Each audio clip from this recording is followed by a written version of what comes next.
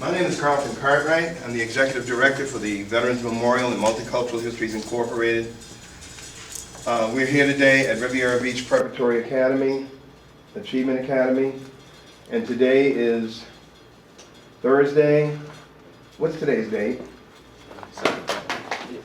It's the 17th of February, 2022. I've got my students here from Riviera Beach Prep. Sir, what's your first name? Jonathan. Jonathan, Miss? Renaya, sir? William, and? Draymond. Okay, and also, who's not in the room right now, but this is Mr. Rayford Williams' classroom. Sir, what is your name? Johnny B. McKenzie, Okay, and Johnny, what branch of the service were you in? U.S. Army, I'm sorry, U.S. Army? Yes. What was your rank when you finally separated? Spec 5. Okay, and what was your pay grade, if you don't mind me asking? My pay grade, I was E5. Okay, there you go. Thank you very much. E5. All right. Where were you living at the time that you went into the service? Belglade, What year did you go in the military? 1969. What were you doing before you went into service? I was working at a grocery store. In Belgrade? Yes. You remember the name of it? Yes, South Bay Supermarket. Okay. You said you went into service in 1969, correct? Yes, yes. Okay. Why did you go into the Army? I was drafted. Oh, okay, now it's Vietnam. That's right. I'll catch up. Anyway, that's enough light. Okay, so where'd you go to basic training? I went to Fort Jackson, What state is that? South Carolina. How long was basic training? It was about 13 weeks. Okay. And so tell us about basic training. How'd you get there, by the way? Bus, train, plane? By bus. By bus? Yeah. How long was that trip? It was very long. Very long on the road. Okay. You didn't have interstates at that time. Right, right. How long was basic training? It was 13 weeks. But did that combine your AIT AIT, no. I would have to I went to Fort McClellan. for that? Yes. So in basic training, how were the instructors? How were the officers? How were your fellow? Were you in infantry? Yes. What were your fellow infantry? In other words, the population there at the base, as you went through a 13-week orientation, in your entry into the military. How long did you serve altogether? Altogether, my complete, about 18 months total, because I had an early out because of the, I had an early out, but about 19 months. Okay, okay. Okay. So what was basic training like? Put it mildly, it was Hectic? yeah, very demanding, and being a Floridian boy, and during that time, it was in January in Carolina, it was very cold there, so you can imagine making that adjustment. Very cold. What month of the year were you? January. January, February? January. March? Yeah, January for the basic training. Did you have any outstanding or extraordinary incidences while you were there? Were there any casualties? Did you get hurt? No, no. I only had a few minor frost bites, but other than that, it was fine. Okay, okay. And you survived that, hopefully, Yes. right? Didn't Yes. lose any limbs? No. Okay, good. So did you take a break before you went to your AIT school? And what does AIT stand for anyway? What advanced training? Okay, okay. Did you take a break and go home first? Yes, I went home and then left and went to Fort McClellan, Alabama. Okay, all right. How long was the AIT training? It was about 8 weeks. 8 weeks? Yeah. And what were you trained in? Military police. Oh, really? Yes. Okay, all right. All right, and you said it was 8 weeks? Yeah, about 7, 8 weeks. Any casualties? No. Anybody get hurt? No. Okay, sure. Okay, so anyway, if I get shot at, well, by accident or on purpose, whatever. Okay, so what was your particular MOS, or is it the same thing as AIT? Yeah, in military police, 95B40. Okay, right. So did you go home? Did you go in? Oh, so at the end of the 8 weeks, did you go home? Did you go to your first duty base? No, I went home first, and left there and went to Fort McClellan. All right, so, okay, and, In other words, I went after I got out of training, went home, right, then left and went to, you know, there was sort of like a time to be with the family, whatever the case is. So I left home and went straight to Fort McClellan. okay, For advanced training. all right. All right, so after the advanced training, so how many weeks was that? About 6 weeks. Okay, so you had 13, 8, and 6 weeks. Yes. 27 weeks total. Yeah. All right. I worked. How was the food, by the way, up to this point? On base, off base. It was good. It was good. On base? It was good. It was good. And on the economy, it was good? Yes. All right, so now you're going to go to Vietnam? Yes. And how long was the tour in Vietnam? A year? From April 70. From April 70 to November 70. April 70 to November 70. I'm sorry, one more time? Sorry about From that. April 70, 1970 to November 1970. We had an early out, everybody that was April and November? Yes, April 1970 in Vietnam until November 1970. Okay. From April to November, I was in Vietnam. Okay. April, May, June, July, August, September, October. August. April, May, June, July, August. 5 months. Yes. Okay. So, what was your rank by the time you got to Vietnam? My rank, when I got to Vietnam, I was a Spec 4. And you were military police. Yes. Can you tell us about your tour? The tour was good from the standpoint that you know, being as a policeman, you can imagine having to patrol the streets of Vietnam during the Vietnam War. So you had to look over your shoulders all the time, you know, and especially being a military police, you had a direct effect upon the economy because everything was more has to do with finance and money. And if you were one of those individuals that would curtail their money, then you were somewhat of a target. So we had a bullseye on our chest all the time. How did you curtail their money? You curtail it because you interfere with their market in terms of how they were doing things on the black market. And what exactly is the black market? Well, you're doing things that are not authorized by government or whatever the case is, undercover type stuff. Yeah. Okay. Laundering money, prostitution, you name it. Theft, stealing government property, you name it. Yeah. Any violent crimes? Yes. Lots of violent crimes? Yes. What city were you in Vietnam? I was in Da Nang. What was the poverty like there? What was what? The poverty. Well, it's in Vietnam. I mean, you know, it was poor, to be honest with you. Yeah, it's all over. Okay. That was one of the in-country R&R, whether we have one. It was in-country type, where we live right next to the beach. But if you in Vietnam, you know, there was no. Everything was subjected to you being, you know, knocked off because you didn't know who to trust. So you knew you were always in a constant state of alertness. Alert, right? Always, like 24 hours a day. Absolutely. Even when you were on like any little R&R, whether it was a couple hours or a day or two. You looked over your shoulders. All the time. What a way to live. So the trauma from that alone, how you know, we have enough just here on our regular economy with all the violence that happens in the street on a regular basis, with all the things that are going on politically. I mean, these things can be traumatic enough, let alone the way that you and I have grown up watching the news and seeing places like New York, LA, Compton, you know, New York City, Bronx, Brooklyn, Queens, Miami. I know there's certain parts of Florida where there's a certain amount of violence. You know, so, you know, coming away from that alone, you know, brings enough trauma into an individual's life. So added on, plus 69, all the trauma that you experienced because of the war in Vietnam from people here in our own home, the United States, you know, that protested the war, you know. So you grew up, so to speak, in trauma, gone to the service overseas in a place where there's a war zone, okay, and you have one of those positions where you're authorized as a military police officer to act accordingly.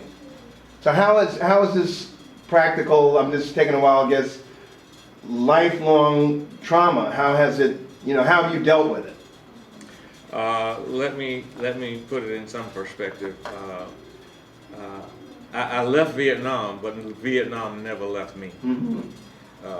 For those that might not know, being a young guy, a young kid going to Vietnam and having to witness people dying, having to witness people that you are very close with, you might go out this afternoon and you play basketball with, and then the next day you find out that that person has gotten shot or whatever the case is. So you learn not to get close to people, because knowing when you do that, something bad. My concern is that it's something that it never leaves you. And after I got out of the military, as I speak now, I still have counseling because of the fact that some of the things that are in my hard drive that I would never erase. What I experienced and what I was subjected to physically. Yeah. Okay, we'll move out of that now. Thank you for sharing that. But I have to ask you, on a day-to-day, month-by-month basis, over the 5-month period, in your estimation, were you ever attacked? Yes. I'm after casualties, people, just a number. Are you a disabled veteran because you were wounded? My father had shrapnel, he had Purple Heart from World War II. Yeah, I got injured, if I could go into it. I got injured, I'll never forget, on the 4th of July. Okay. On the 4th of July, where they came into our camp using nothing but knives because they didn't want to make a lot of noise. Right. And I was subjected to being cut right across the back. And a friend of mine, he got cut his carotid artery, he bled to death. And I tried to stop the bleeding by putting my little pinky in there to keep the blood from going. So that's kind of stuff that you don't forget. But right. Yes, 4th of July, never forget, and the reason they attacked, because it was 4th of July, they felt that all the Americans would be drunk and be intoxicated, right, and that would be a good time having a party on the holiday. And they did it just right. We were intoxicated. We were celebrating the 4th, and they came in and started using weapons. They used knives. Right. Would make a lot of noise. Right. No guns, and they probably what we consider to be professional artists, so to speak, with weapons like knives. Okay, and that whole cache or yeah, that closet. So anyway, off the top of your head, and then we'll move on, over the 5-month period, in your unit, how many people do you believe either got wounded or were killed? I don't know. With my unit, I know it was about 3 guys, a good friend of mine who was a military policeman, and they had only a small time to do. For instance, it was on a Monday, and he wanted to ride with me. So Monday we went in this little neighborhood, and someone threw a grenade in the Jeep that I was driving. I got out, and instead of him trying to get out the Jeep, he tried to get what? The grenade, and blew both his legs off. I never forget that. Did he survive? No. It's hard to come back from. Okay, so after the 5 months, you got orders to come home? Yeah, the reason got out because everyone that was ETS and that was getting out of service, if you had less than 60 days, they were giving you an automatic, you got out early. Okay. I was supposed to get out in January of 71. Right. But since we had the 60-day early out, I got out in November. And everybody that had the 60-day early out, the 60 days less before they completely get out of the military, right, they just automatically gave us that 60-day window so we can just get out of the service. So I got out in 1970, November 1970, as opposed to going to January 1971 for the 2 years. I got out in November. Okay, so from the day that you got your orders to leave to, you physically the day that you got on the plane to go to wherever you were going next, from the moment that you got your orders and you knew that, pretty much they were not going to turn you back. Well, you were wounded, but anyway.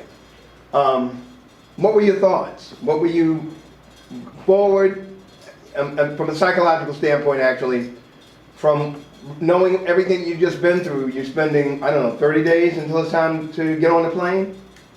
At least. So what are you thinking about the experience that you just had, and looking forward, what do you feel like you're going to now, coming home? Well, at that particular time, you're scared because the point out you're afraid, because once you're leaving, especially on a plane, they were bombing the airports, bombing the runways, so you didn't want to be caught in an airplane while they still bombing. And I can recall very vividly where I paid a guy, I think $25, because I had to have a hat. I had a big afro, and I had to be in dress uniform in order to leave. Right. So I couldn't put my hat on, and before I can leave, I had to have my hair cut. Right. So I paid a guy $25 to watch the barber so he wouldn't cut me. And I gave him $25 if he moved, shoot him, because I need to get on the plane. So that was, that's Without any more scratches. Without any more scratches. Okay. All right. So. And we used to have this thing in Vietnam. So it's old saying: if I had a farm in hell and had a home in hell and a farm in Vietnam, I'd sell my farm and go home. That's how bad it was. I hear you. All right. So. Plane, home, back home. Okay. We made it to the plane. We got back home. Where's home now again? Home is in Belgrade. Okay, so you came back to Belgrade. What did you do after the service? What was your plan? What did you do? Well, I had an opportunity to work with Florida Highway Patrol, but they were not paying a lot of money. And then I started working with a correction institution. It was a Glaze Correction Institution, which happened to be a prison farm. Then I stayed there for a little while. How long is a little while?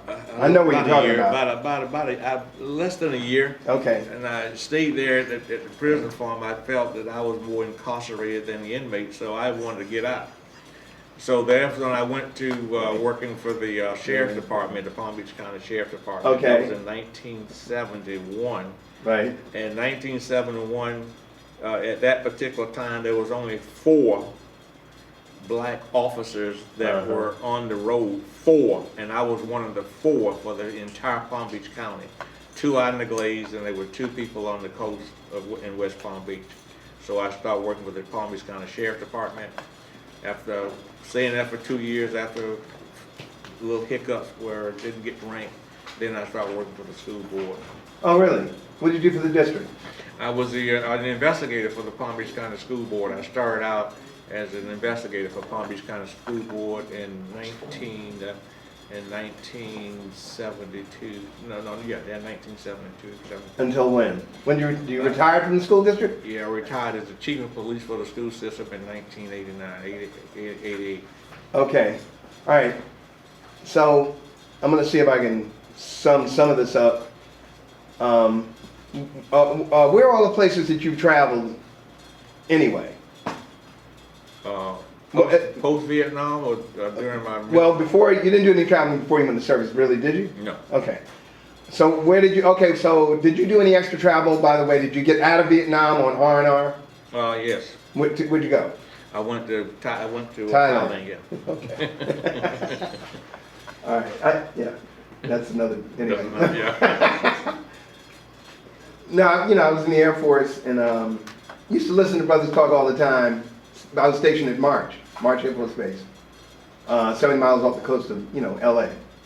And there was a lot of guys there that had been to Vietnam, and they told me about where they were going R&R. That's all.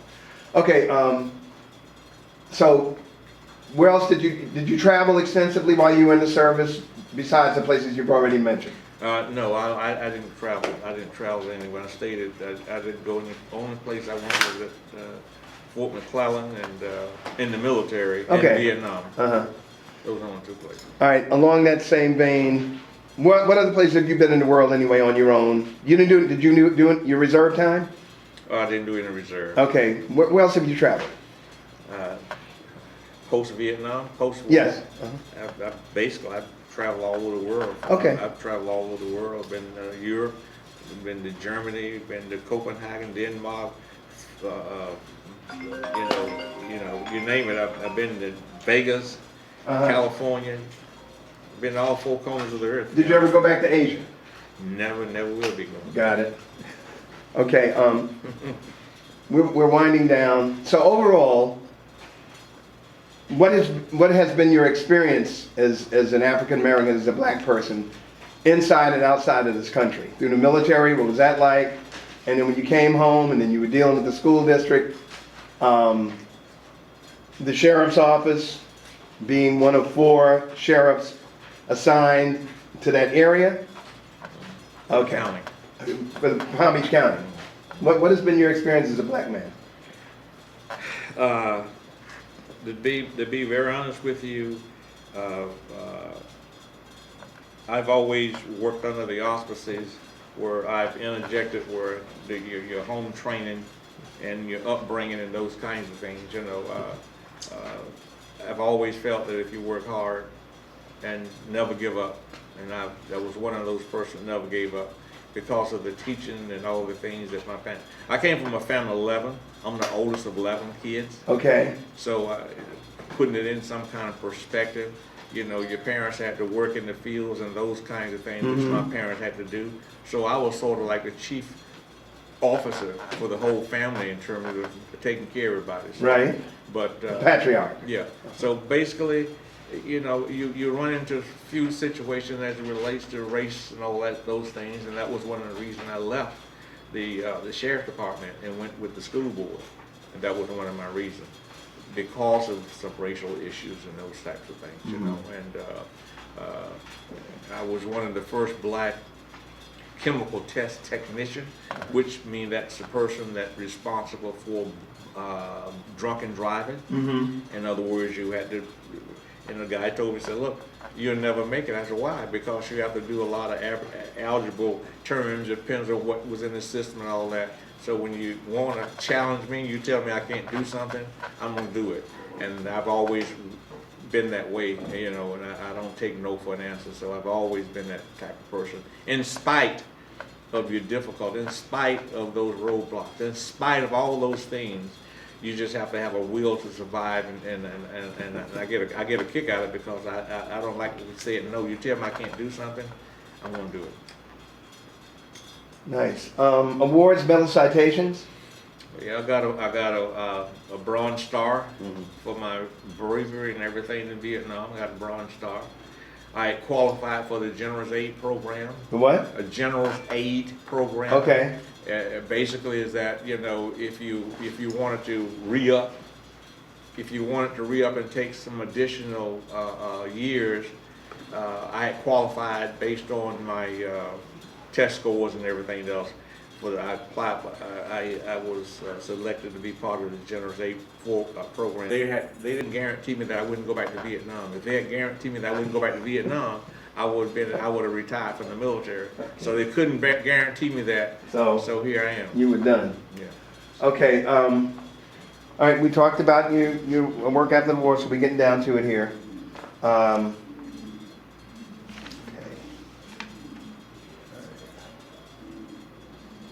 Okay. Have you maintained any close relationships with any of your military friends? Sadly to say, the one I served with in Vietnam, most all of them are dead. They've died either from Agent Orange or have some other issues. Okay. And the few that I meet at the VA, sadly to say, they still feel that they're in Vietnam, if you get my drift. So what does that mean? What is that, in your estimation, what is that trauma comprised of? Well, it's for PTSD, Uh-huh. post-traumatic, they have issues that, like I said earlier, that you might have left Vietnam, Right. but Vietnam never left you. So you always And feel- Vietnam never left these guys. Okay, And so yeah. just to try to define that, you feel like you're always in a war zone? Like somebody might kill you or shoot you, and you're living that 24 hours a day when it goes to that extreme? I think the extreme that I go through, in all honesty, and maybe it's not appropriate for the young people here, when it get to the point that you feel that you can off somebody, and everybody know what off means. Uh-huh. When you can off somebody, and you don't have any repercussion or have any remorse by offing someone, Right. you need some counseling. Okay. And I know that was a fact with me, so Uh-huh. I got the counseling. Right. And to this day, I don't fear anything. I fear no one. And then when you get to the point where you have that inside of you because of that survival mentality. Uh-huh. You think nothing can happen to you, but you don't have a problem doing something to someone else, and that's bad. And I'm here to say that's bad when you don't have any remorse and you can go out there and off somebody without having any remorse. But it has to be with provocation. Mhm. So you have to learn how to manage your anger, Right. how to manage those things. And I wasn't opposed to getting help from the VA in terms of getting that, so that I wouldn't be out there and be a statistic. So, And I teach that to the young people, those that when I have an opportunity, that's what I do when I counsel them. yeah, I worked 16 solid years for the Department of Juvenile Justice with juvenile offenders. And there was another term, but there was a state of mind. And, I had to read a lot of information from across the country about juvenile crime and a lot of and violence. And so I'm trying to see if there's a comparison that can be made between what you're talking about and feeling invincible. Whereas, I can do anything that I want to do whenever I want to do it, no matter what. I don't care who I hurt. I don't care who gets hurt. I don't care if I'm hurt. I don't believe I will. I definitely don't believe I will get hurt because I'm invincible. Is there any similarity in that philosophy going from? Somewhat. And that's a lot of gang affiliation also. Yeah, and because of the peer pressure. Uh-huh. A lot of peer pressure on the young people today because everybody, I call what King say the drum major's instinct, Uh-huh. where they want to be the leader, they want to be this, want to be that, and everything else, and that can get you in trouble. And I often, when I talk to young people, let them know what the consequences are. These are the consequences. You're free now, but when you get there and you hear that man, those doors clank, Uh-huh. and you in a different territory altogether. And you're going to be hollering, Mom, whatever the case is, and you're not to be the big bad wolf because there are several other big bad wolves in there with you. Right. So my point is, to alleviate that, you try to avoid having to do that and think of some other means of trying to deal with instead of making those impromptu decisions that can come back to haunt you. And that's the thing that I see now with the young people is that they're not thinking and rationalizing their way of trying to, they aren't looking at consequences. They just want to be gamblers. And I always was told that if you're going to gamble, you've got to be prepared to lose. So if you're not prepared to lose, why are you going to gamble? Right. So that's the kind of thing that I preach. Some get it, some come on a short yellow bus and they're not going to get it, and some never going to get it. But those that do get it, they're going to be okay. Okay. I have 3, but I'm trying to keep it to 2 questions.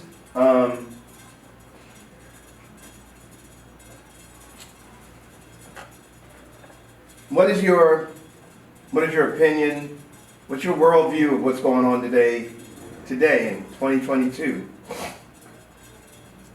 in the world with the issues that surround people of color?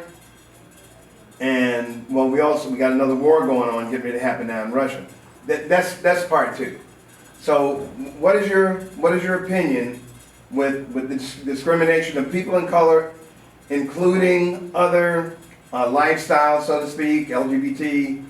The persecution has been overwhelming, coming from the Democrats are in control right now, but the huge void between the Democrats and the Republicans and the violence that has been reinvigorated throughout the entire country. You know, we're a country that is so far advanced, yet and still there's so much dissension and opposition to the left and the right, and the last election just really proved that. Over 100 million votes on the other side is nothing to take lightly, so to speak. So just what is your opinion about that? And then after that, I have one more question. Well, first of all, I look at it like this. You know, if you take a look at what's going on now all over the world, and I hate to keep going back saying this about the young people. And what I like to do when I'm talking to the young people is that some things you don't have any control over. Some things you don't have any control over. And I try to teach them, don't worry about things you don't have any control over. And if you want to talk about what's going on now, as it relates to society, because these young people are going to be the one that's going to be the leaders. Right. You know what I mean? So my point is this: put yourself in a position. Don't worry about things you don't have any control. You don't have any control over. Don't worry about it. And the other thing is this: it's very simple. If you put yourself in a position to be successful, the only reason and the only way you're going to get out of it, regardless of all the politics and everything else, the way you want to get even, if you really want to get even, you get even by being successful. You being successful. And I was always taught, because it's old school, what you have up here, no one can ever take it away. And I say this with a lot of authority. I'm just going to go, even though it's not one of your questions. Every job, when I went to the school system, one of the things that they said that I needed an engineering degree, to be the director of security or the police chief. That was a criteria I needed. And I didn't have an engineering degree. Right. And the truth be told, I didn't have a degree at that particular time. But my work ethics superseded that, because I had very good work ethics. Right, and the experience. And that helped me. But what I did do, I went back after I got my degree. I got my degree after I retired. And I did it for one reason. Right. I did it because I wanted to teach young people that regardless of how old you are, or how impoverished you might be, you still have a chance and you can still make it. So my point is, if this old man can make it, you know, and I can sit up in the classroom doing work, what's your problem? Right. Okay? And I got responsibility, bills to pay, and everything else. So you don't have no choice. You don't have no excuse, should I say, a valid excuse. Right, right. So I just open it up. Like these young people here today, I look at them and I vision that they're going to be wherever they're going to be in life. And don't let nobody ever tell you that you can't make it. I was one of those persons. They say you make it. I came from a family. Well, I tell the grown folks the joke, but I won't say it around the kids. But I was real poor. You know what I mean? But guess what? I didn't realize how poor I was until I left Belgrade, because everybody was in the same boat. Right. Okay. And you understand what I'm saying? So my point is, when I sit back now and look, and some of those that were up here, I sat back. I said, look, you know, I'm okay. I'm fine. Right. And I have a little everything I want in my life, but I stood to one thing. I put God in my life first, which is important. Right. And some of you guys that are in your position, I know things get rough sometimes. You get on your knees sometime and get in your bed when you're and nobody around, because I know sometimes you be texting and everything else. Get in there and text God and ask Him to help you deal with your difficulty. It's amazing the results that you'll see. And I'm going to tell you, it works, and try it. Okay. Did you use your GI Bill for your... Yes. And what else, home? Yes. All right. Everything I can get. So you used it. We already talked about your medals. So finally, last question is, I don't even know if I need to ask this now after everything that you've divulged. Just saying, it's a double question. Did your military experience influence your thing about war, about the military in general? And the other part is, how did your service and experiences affect your life? And that's the last. I'll deal with the last one. Okay. I think how it affected my life, first of all, in my opinion, The only thing that happened when I went to service is that it just fine-tuned my skills that I got home. My parents raised me. I got my discipline from home. But when I really got what? My discipline and everything else started at home. Right. When I went out, only thing I did, they just fine-tuned my skills. In other words, it helped me become a better person. Because when I looked around, I saw people look just like me, Right. in the same boat as me, and I'm saying to myself, hey, I can do this. And so my point is that it just, only thing it did was fine-tune my skills, Right. and make me more hungry because I wanted to get out of Belgrade, to be honest with you. Okay, that's understandable. You know, not from a bad stand. I wanted to do it because there was this thing about, you know, if you from the muck, you know, whatever the case is. And if anybody do the history, you'll find you have some very, very, very sharp and very intelligent, very good people and parents, you name it. You can find it out there. I Good know, foundation. I've had that experience. They have a Q&A. I like answering questions. Anybody have any questions? No. Everybody good? Wow, ain't nobody. Y'all don't have no questions. Well, usually, All right. talking about the engagement in the war, usually that's the kinds of questions that some of them have. But this is a new group, so, and this is the first one in the new semester. Does anybody have anything that they would like to ask Mr. McKenzie? No, sir. We good? Yes. Oh, All right, well, this is easy. finally, I want to thank you for your service, and I want to thank you for an outstanding interview. Hey, thank you very much, and I see some great pretentious here. Naya, and I forgot his name. Okay. Yeah, man, I look at people's faces and such, and he's very energetic. I like that, you know. But anyway, got the guy over there, the A-man coming over there. He's very quiet. Don't leave my student out over here now.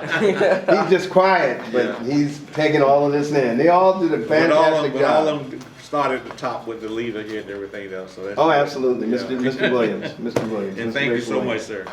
Okay? Anything else? All right, thank you, Shut sir. it down.